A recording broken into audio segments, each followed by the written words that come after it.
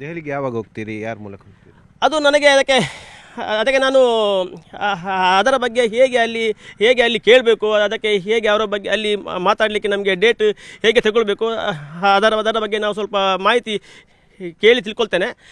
ಮತ್ತು ಅದಕ್ಕೆ ನನ್ನೊಟ್ಟಿಗೆ ಯಾರೆಲ್ಲ ಬರ್ತಾರೆ ನನಗೆ ಸ್ವಲ್ಪ ಹೆಲ್ಪ್ ಮಾಡಲಿಕ್ಕೆ ಅವರನ್ನು ಕರ್ಕೊಂಡು ಹೋಗ್ತೇನೆ. ಹಾಗೆ ಅದಕ್ಕೆ ಬೇಕಾದ ವ್ಯವಸ್ಥೆ ಎಲ್ಲ ಮಾಡ್ತೇನೆ. ನಿರ್ಭೀತ, ನಿಷ್ಪಕ್ಷಪಾತ, ವಿಶ್ವಾಸಾರ್ಹ ಸುದ್ದಿಗಳಿಗೆ ಮತ್ತೊಂದು ಹೆಸರಾಗಿರುವ ನ್ಯೂಸ್ 18 ಕನ್ನಡ ಈಗ ಆಪ್ನಲ್ಲೂ ಲಭ್ಯವಿದೆ. ದಯವಿಟ್ಟು ಇಲ್ಲಿರುವ QR ಕೋಡ್ ಸ್ಕ್ಯಾನ್ ಮಾಡಿಕೊಂಡು ಆಪ್ ಡೌನ್ಲೋಡ್ ಮಾಡೋದಕ್ಕೆ ಮರಿಬೇಡಿ. ನಿಮ್ಮ ಬೆಂಬಲ ಹೀಗೆ ಸದಾ ನಮ್ಮೊಂದಿಗಿರಲಿ. ಧನ್ಯವಾದ.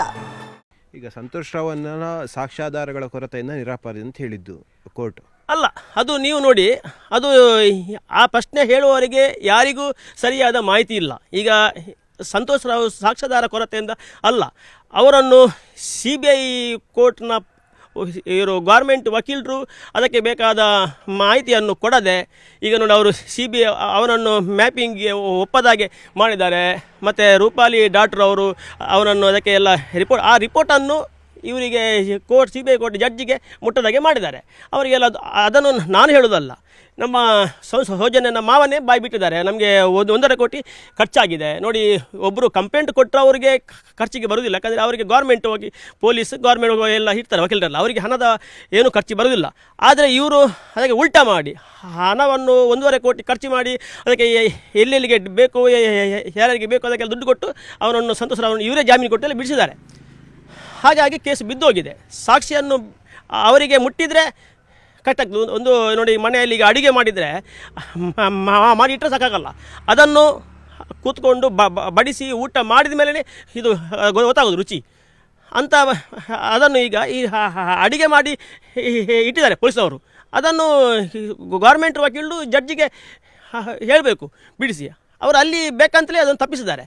ಅದು ಸಹ ತಪ್ಪಿಸದ ನಂತರವೂ ಸಹ ನಮ್ಮದು CBIಯಲ್ಲಿ ಮ್ಯಾಪಿಂಗ್ ಅಂತ ಎಲ್ಲ ತನಿಖೆ ಆದ ಮೇಲೂ ಸಹ ಇವರೇ CBI ವಕೀಲರು ಮತ್ತು ಸೌಜನ್ಯ ತಂದೆಯಲ್ಲಿ ಸೇರಿಕೊಂಡು ನಮ್ಮನ್ನು ಸಾರೋಪಿ ಅಂತ ಮಾಡಿಬಿಟ್ಟಿದ್ದಾರೆ. ಅದು ಯಾವುದಾದ್ರೂ ಉಂಟಾ ಕಾನೂನಲ್ಲಿ? ನಮ್ಮದೆಲ್ಲ ತನಿಖೆ ಆದ ಮೇಲೆ ಒಂದು ಜಡ್ಜು ನಮ್ಮ ಹೆಸರು ಇದಕ್ಕೆ ಯಾವುದು ಲಿಂಕ್ ಇಲ್ಲ, ನಮ್ಮ ಮೇಲೆ FIR ಇಲ್ಲ ಅಂತ ಆ ಥರ ಮಾಡಿದ್ದು ಸಹ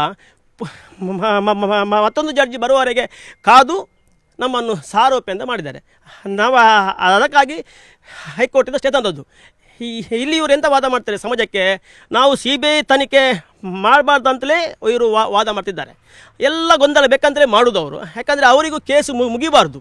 ಅಂದರೆ ಇದರಲ್ಲಿ ತುಂಬ ಜನಕ್ಕೆ ಇದೆ, ಕೇಸು ಯಾವತ್ತೂ ಮುಗಿಬಾರ್ದು, ಹೀಗೆ ಇರಬೇಕು.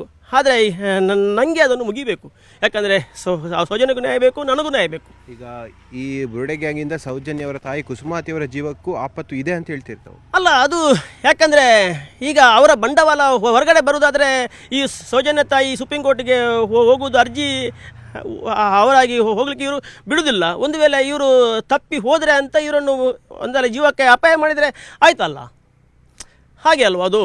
ಯಾಕಂದರೆ ಅದು ಅಂಥ ಘಟನೆ ಆಗುವ ಸಾಧ್ಯತೆ ಇದೆ. ನಿರ್ಭೀತ, ನಿಷ್ಪಕ್ಷಪಾತ, ವಿಶ್ವಾಸಾರ್ಹ ಸುದ್ದಿಗಳಿಗೆ ಮತ್ತೊಂದು ಹೆಸರಾಗಿರುವ ನ್ಯೂಸ್ 18 ಕನ್ನಡ ಈಗ ಆಪ್ನಲ್ಲೂ ಲಭ್ಯವಿದೆ. ದಯವಿಟ್ಟು ಇಲ್ಲಿರುವ QR ಕೋಡ್ ಅನ್ನು ಸ್ಕ್ಯಾನ್ ಮಾಡಿಕೊಂಡು ಆಪ್ ಡೌನ್ಲೋಡ್ ಮಾಡೋದಕ್ಕೆ ಮರಿಬೇಡಿ. ನಿಮ್ಮ ಬೆಂಬಲ ಹೀಗೆ ಸದಾ ನಮ್ಮೊಂದಿಗಿರಲಿ. ಧನ್ಯವಾದ.